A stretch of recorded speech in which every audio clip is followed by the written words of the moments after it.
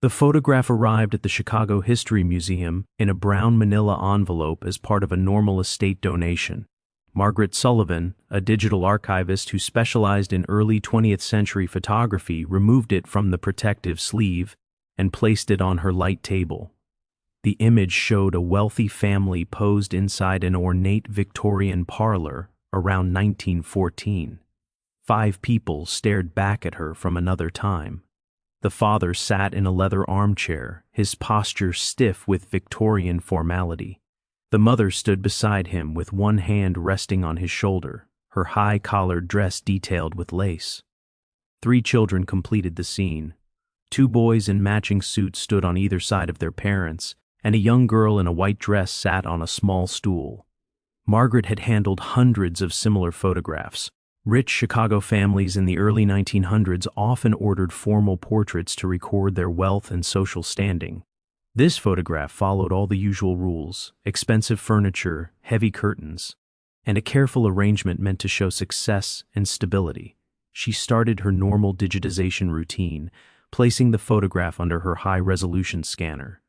The museum had recently obtained equipment that could capture images at 4,800 dpi, enough detail to reveal textures invisible to the naked eye, read faded writing, and recover information lost to age and damage.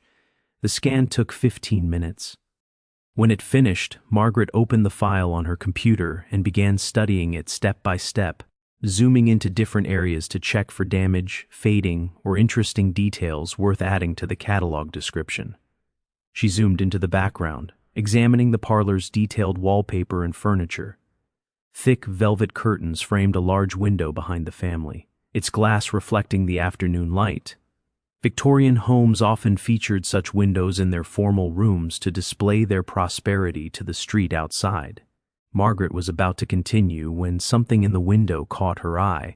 She zoomed in closer, her eyes narrowing as the pixels sharpened into clearer detail. There was a face in the glass, not a reflection of anyone visible in the photograph.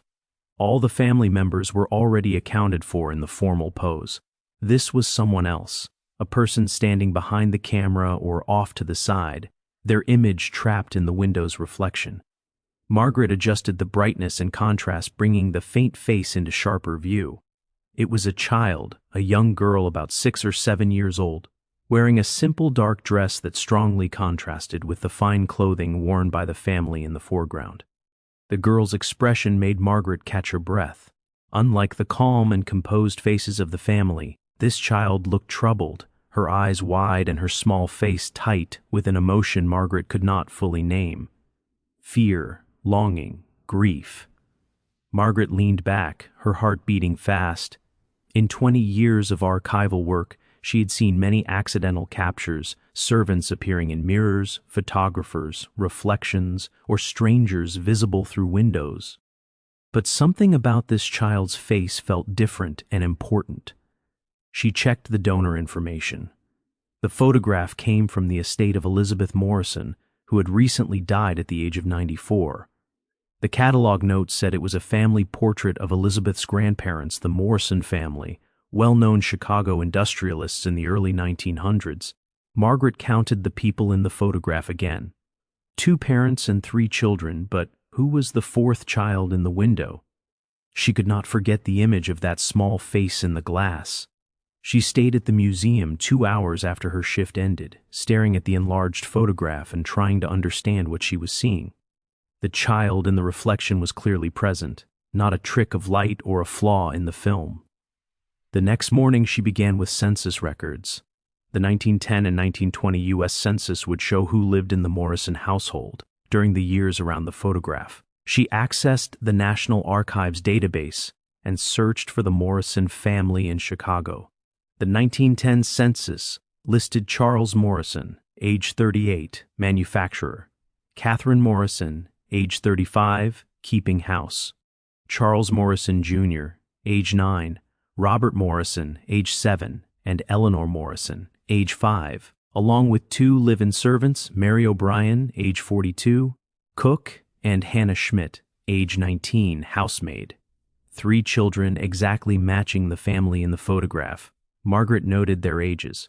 By 1914, when the photo was probably taken, they would have been about 13, 11, and 9 years old. Their sizes in the picture looked correct. She opened the 1920 census next. The Morrison family still lived at the same address. Charles Morrison, age 48. Catherine Morrison, age 45.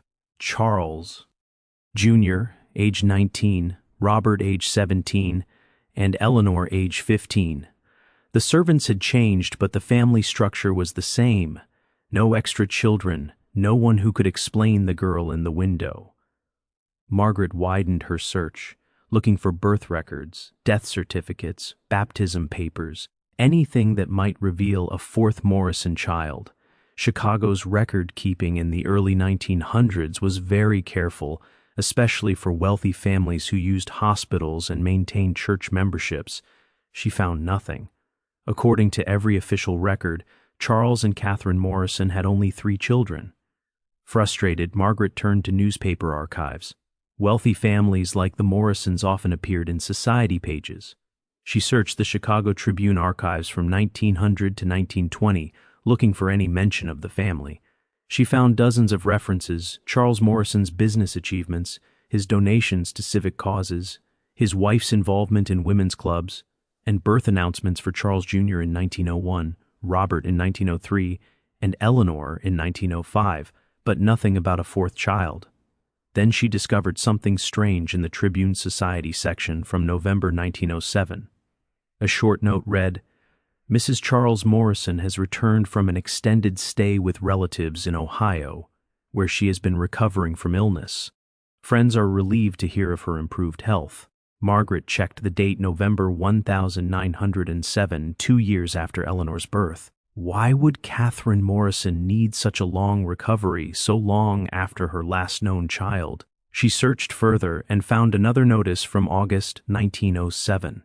The Morrison household of Prairie Avenue had taken on extra staff during Mrs. Morrison's absence, including a trained nurse. A trained nurse, not for Catherine, who was in Ohio, but for someone still in the Chicago home. Margaret felt her pulse quicken. She returned to the photograph and zoomed in on the child's face in the window. The girl looked about 6 or 7 years old in 1914. If she had been born in 1907, the age matched perfectly. Margaret stared at that haunting face and wondered what story it was trying to tell. Margaret contacted Cook County Hospital's historical archives, which kept records dating back to the 1890s. Many wealthy families used private doctors, but hospitals recorded all births, especially difficult ones that needed special care. The archivist called her back 3 days later. "I found something. Catherine Morrison was admitted to Cook County Hospital in March 1907 for childbirth. It's unusual. Women of her social class usually delivered at home with private doctors. Hospital births were normally for complications or emergencies." "What does the record say?" Margaret asked, her hands shaking as she wrote notes. "Female infant born March 14, 1907, premature. The baby survived, but there are notes about developmental concerns and recommendations for special care and close supervision. That's all recorded. There are no follow-up visits in our system." March 1907, Margaret quickly calculated. In the 1914 photograph, that child would have been 7 years old, matching the girl in the window reflection. "Is there a name for the baby?" Margaret asked. "That's the strange part," the archivist replied. "The record lists her as baby girl Morrison, but no given name was entered.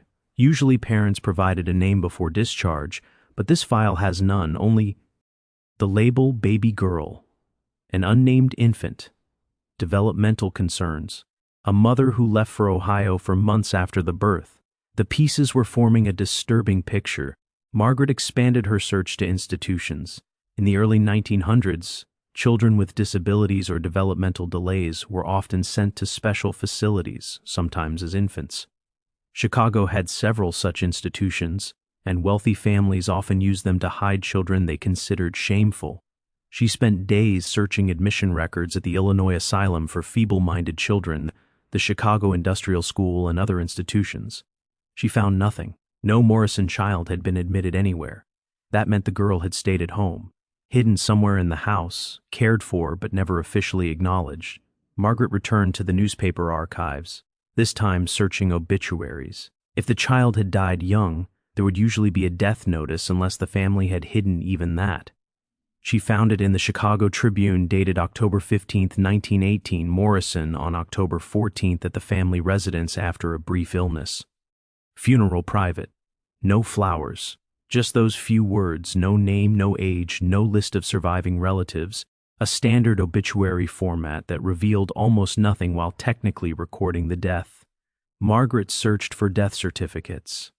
Cook County kept these records, and after submitting a formal research request, she received a scanned copy. Female, age 11 years, died October 14, 1918, at 1847 Prairie Avenue. Cause of death, influenza.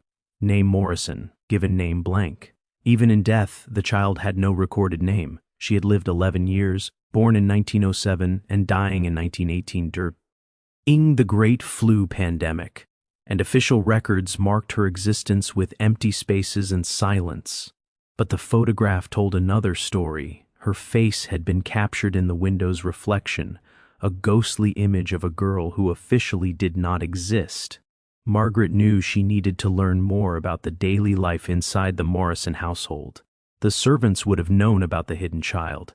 They would have cared for her, brought her meals, and witnessed how the family treated their secret daughter. If any servants had left written accounts or if their descendants remembered family stories, she might finally uncover the truth. She returned to the census records, this time focusing on the servants in 1910. The household employed Mary O'Brien, a 42-year-old cook, and Hannah Schmidt, a 19-year-old housemaid. By 1920, both had been replaced by other staff. Margaret searched for Mary O'Brien in later census records, hoping to follow her life after leaving the Morrison home. She found her in the 1920 census, living in another Chicago neighborhood and working as a cook for a different family. The 1930 census showed her retired and living with a daughter. Mary had died in 1941, but her daughter might have had children who remembered their grandmother's stories about her years in service. Margaret spent 2 weeks following genealogical leads, tracing Mary O'Brien's descendants through marriage records, obituaries, and public databases. At last, she located a living great-granddaughter, Patricia Chen, age 67, living in Oak Park, Illinois. Margaret called her and explained her research about the Morrison family photograph. Your great-grandmother, Mary O'Brien, worked for the Morrison family between 1908 and 1915. Did she ever talk about her time in that house? Patricia was silent for a moment. My grandmother, Mary's daughter, used to repeat stories her mother shared. One story always troubled her. My great-grandmother spoke about a little girl who lived in the house but was never mentioned. The family acted as if she did not exist. Margaret felt her heart race. Did your grandmother say anything else about this girl? She said my great-grandmother felt sorry for her. The child lived on the 3rd floor in a small room and was cared for by a nurse. She was not allowed downstairs when the family had visitors.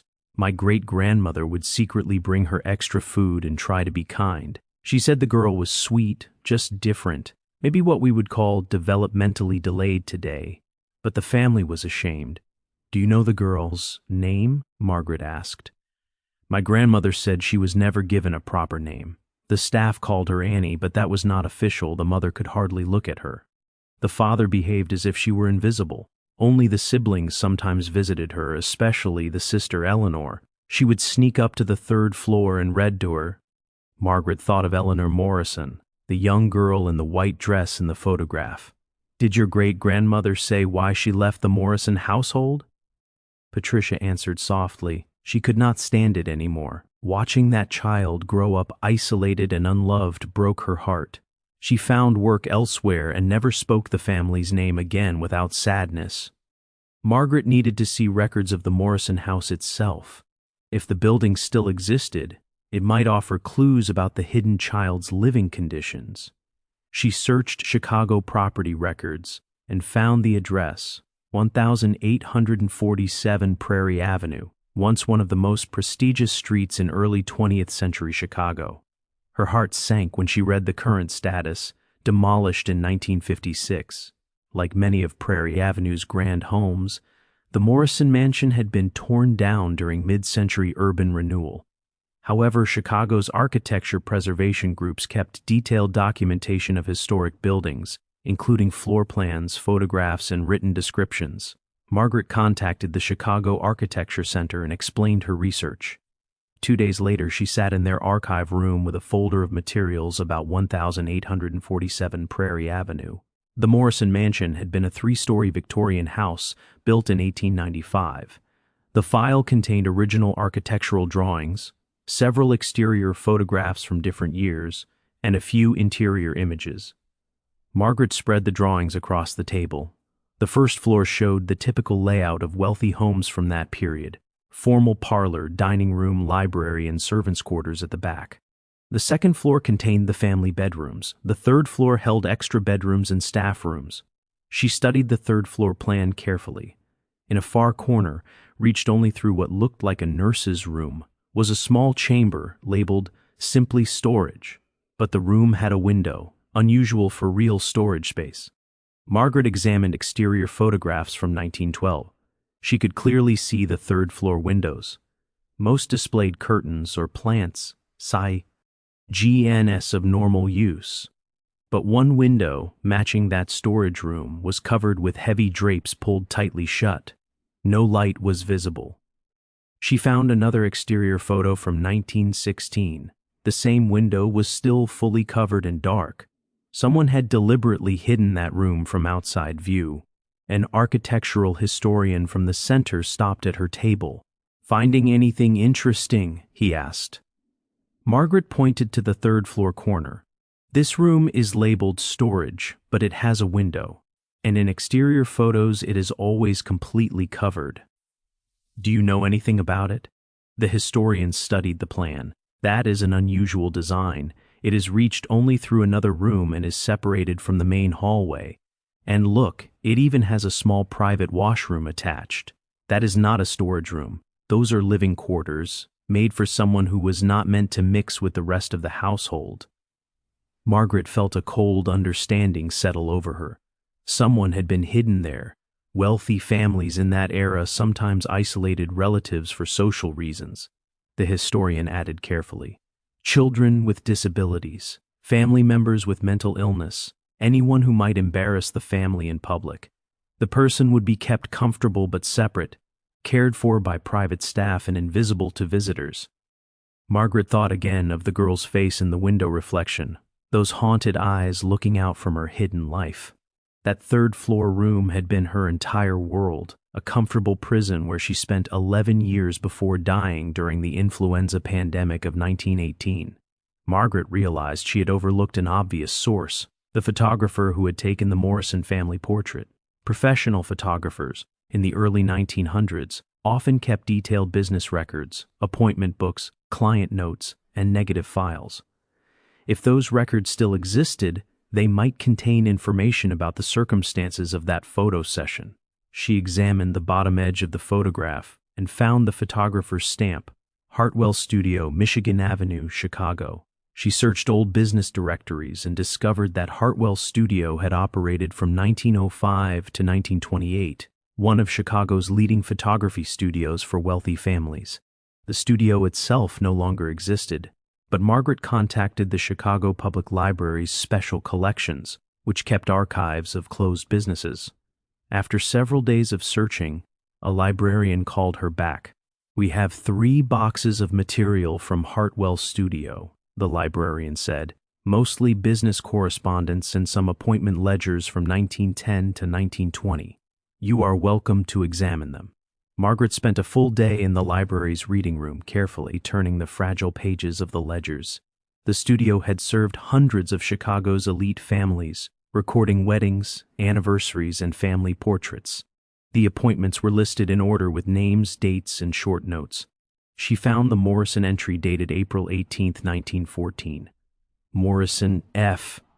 Amelie, Prairie Avenue. Formal portrait, 5 persons. Note: Unusual circumstances discussed with client beforehand. Unusual circumstances. What did that mean? Margaret moved to the studio's correspondence files, hoping to find more details. She found a letter dated April 10, 1914, written in neat script on Morrison family stationery. Dear Mr. Hartwell, we wish to arrange a family portrait for April 18th. There is a delicate matter we must discuss beforehand. Our household includes a sixth member who will not be taking part in the photograph. However, this person may be present in the room during the sitting. We require your complete discretion regarding any observations you might make during your visit to our home. We trust in your professionalism and confidentiality. Sincerely, Catherine Morrison. A sixth member who would be present but not included. Margaret felt her throat tighten. Catherine Morrison had known the hidden child might be seen during the photo session and had tried to secure the photographer's silence.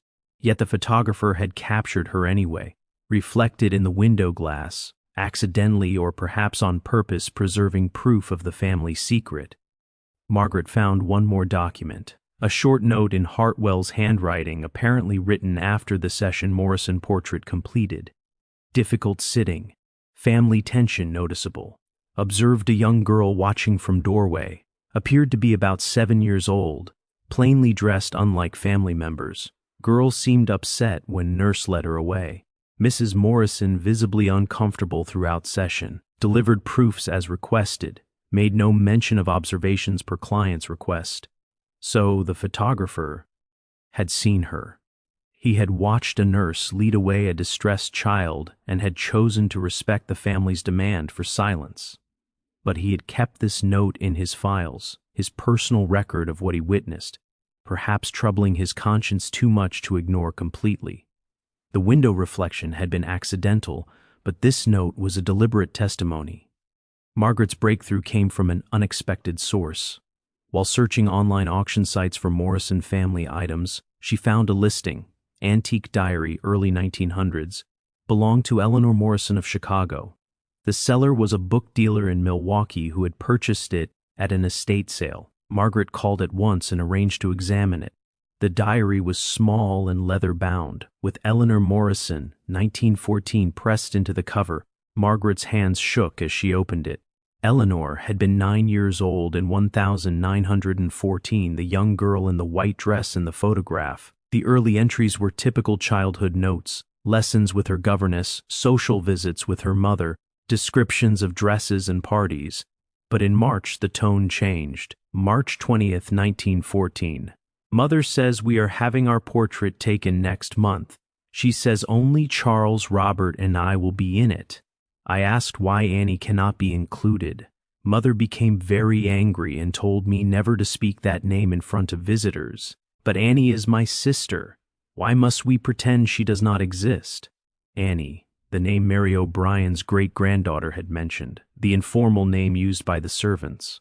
Margaret kept reading, her heart aching. April 2nd, 1914. I visited Annie in her room today. She was sitting by the window watching the street below. She asked me why she cannot go outside like Charles and Robert and me. I did not know what to tell her. She is my sister, but I am forbidden to say so.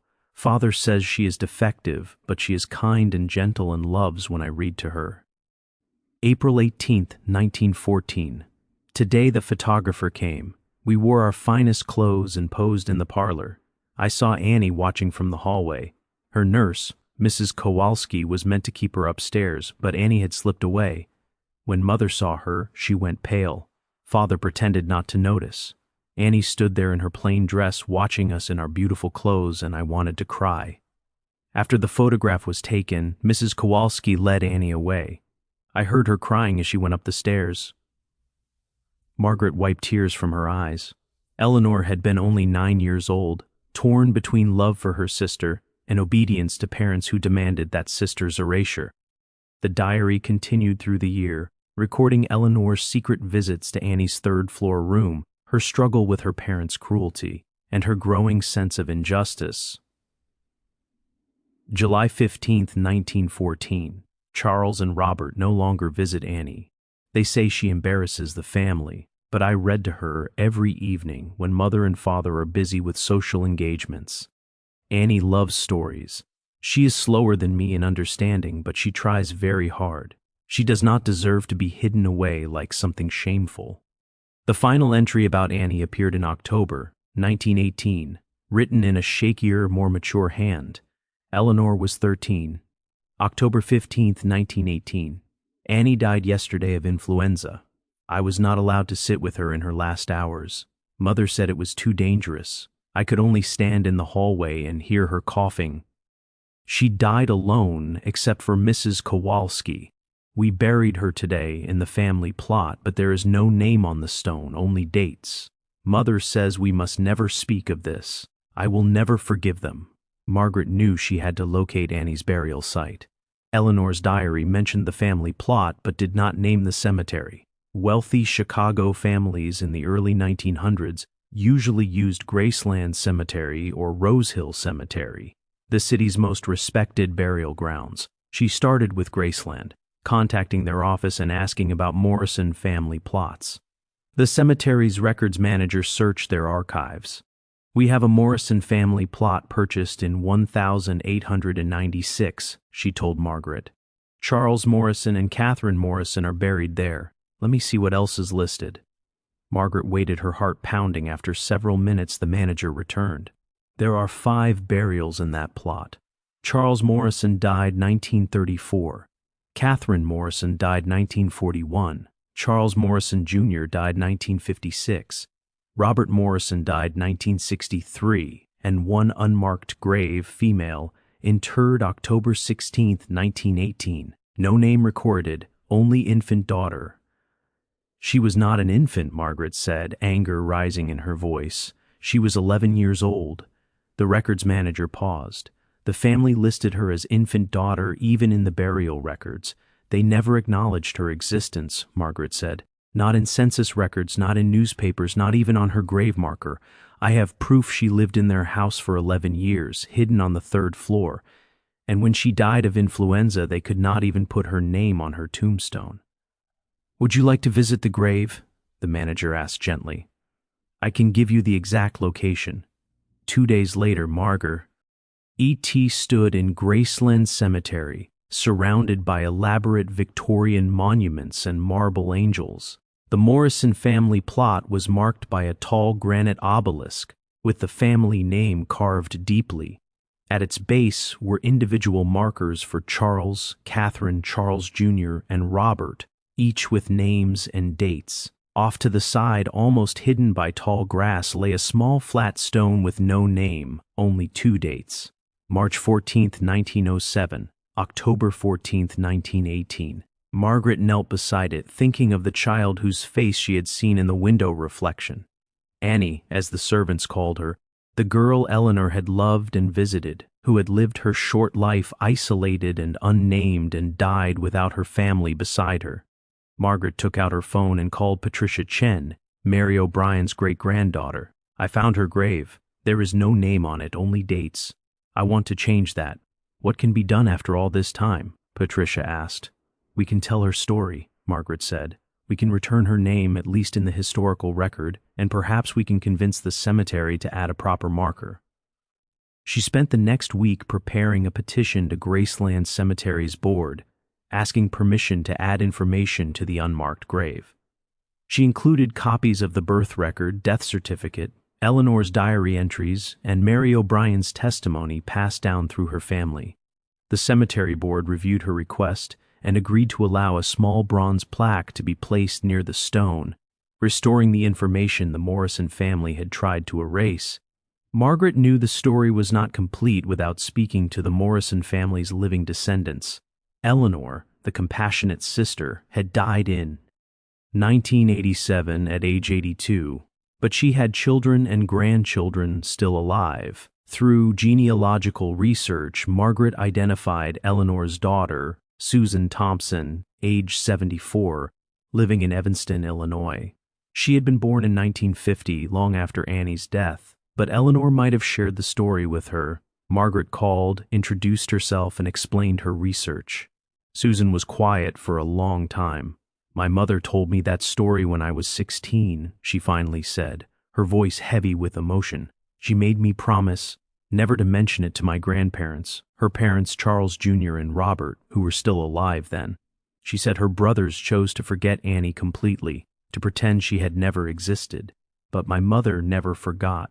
"Did she tell you much about Annie?" Margaret asked.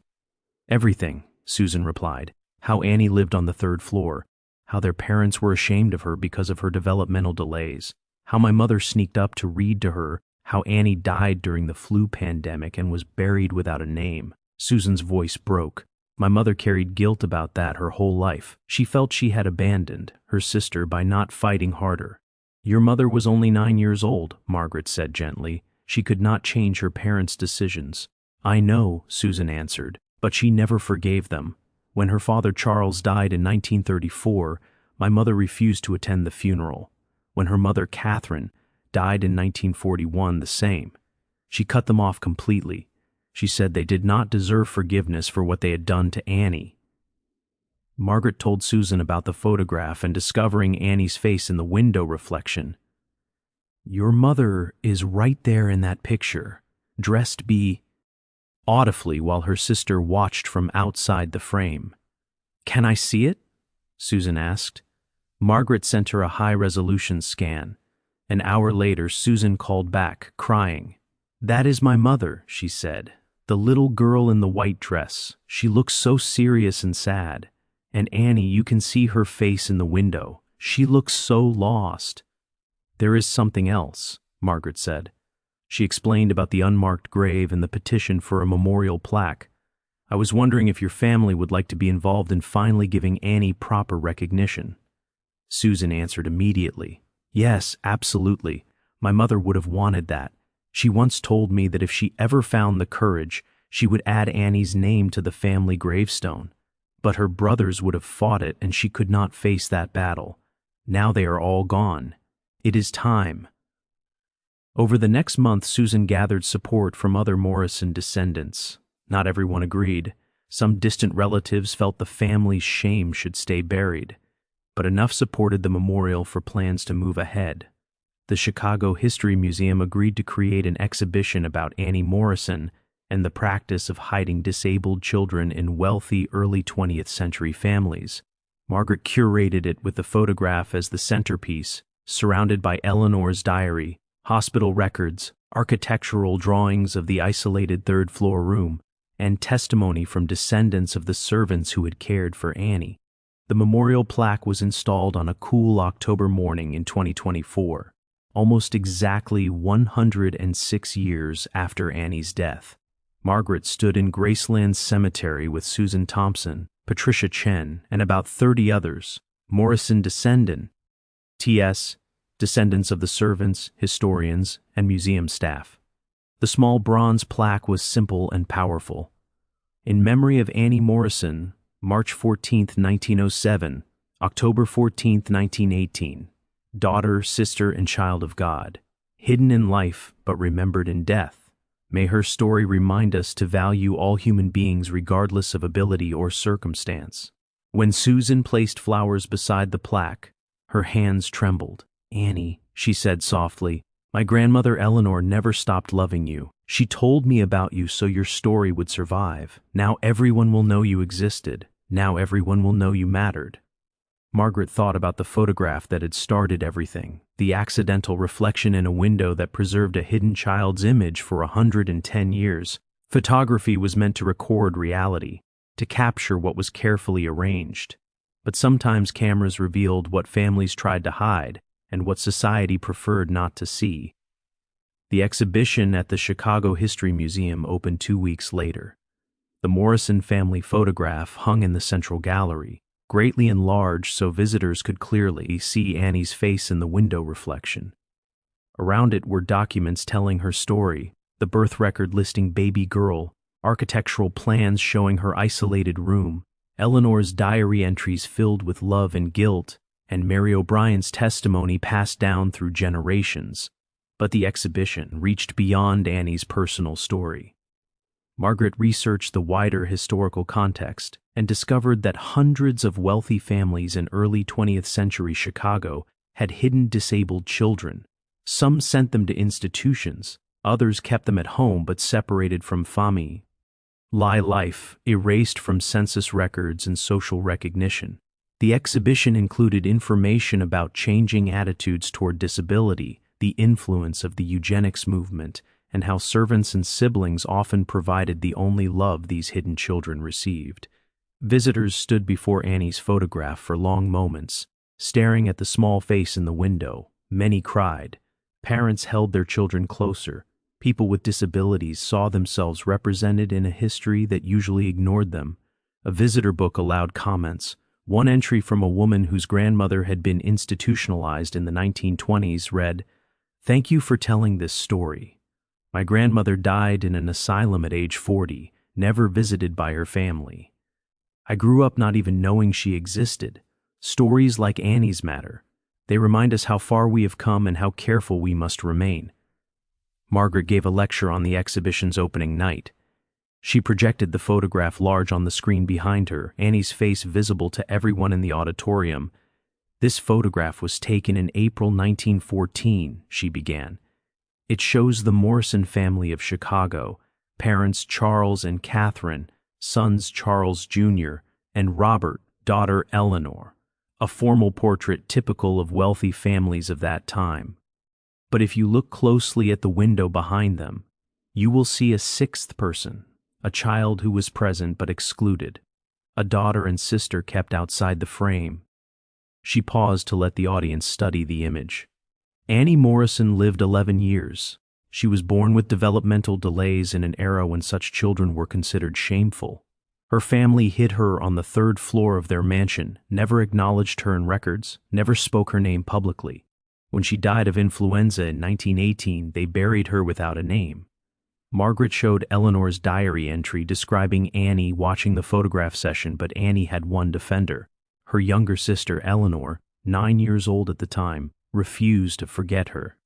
Eleanor visited Annie daily, read to her, loved her, and decades later told her own daughter about the hidden sister, ensuring the story survived. She showed the cemetery photograph of the unmarked grave and then the new plaque. "Last week we installed a memorial for Annie Morrison. It took 106 years, but her name is finally recorded. This photograph, this accidental reflection, made that possible. It preserved proof that Annie existed and that she mattered."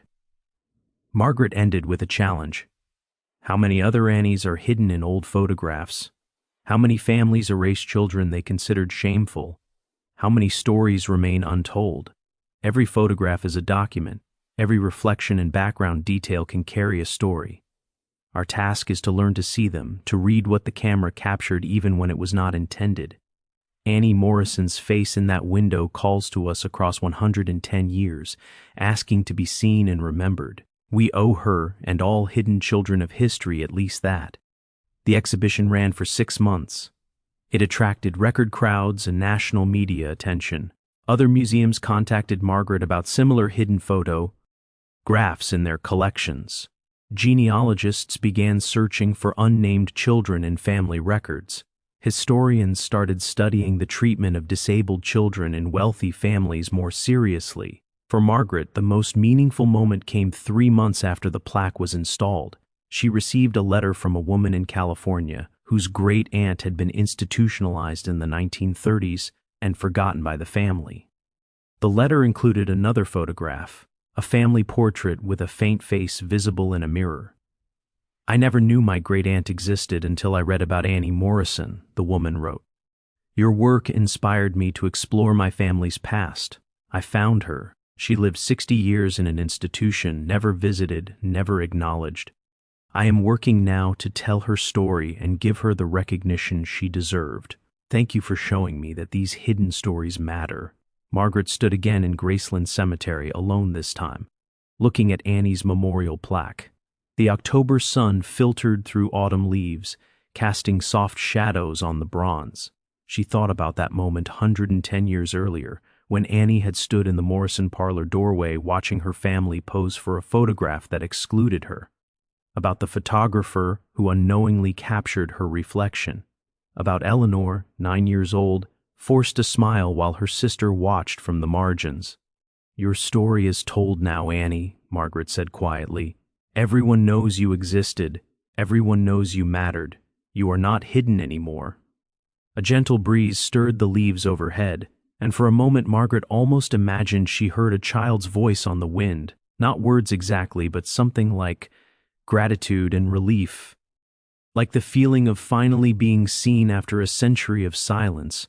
The photograph would remain in the museum's permanent collection, Annie's face in the window continuing to bear witness, continuing to ask viewers to see what families once tried to hide and to remember what society preferred to forget.